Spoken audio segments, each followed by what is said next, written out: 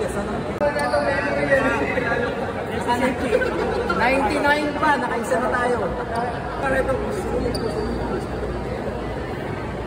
Okay, isa pa tayo. Oh, isa pa. Bakit? Hindi ba alam?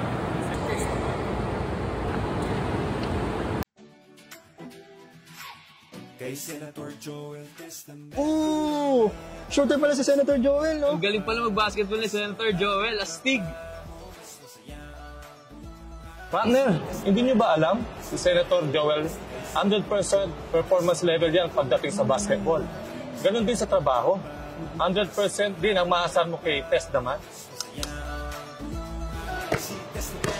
Si Senator Joel, passionate siya sa training, walang absent. Ganon din pagdating sa trabaho.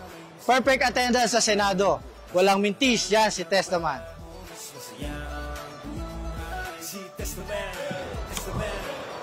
Alam nyo, consistent si Senator Joel sa mga trainings noon pa man. Kaya mula Kongreso, TESDA at hanggang Senado, kasama natin noon hanggang ngayon sa paggawa at pumibigay ng trabaho. Idol ko yan, si Tess naman. Inspirasyon ni Senator Joel ang kanyang pamilya sa bawat laro.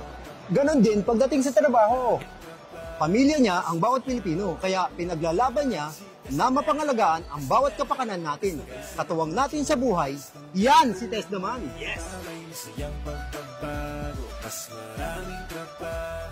Kasi puso't determinasyon ang binibigay ni Senator Joel dahil mahal niya tayong mga Pilipino.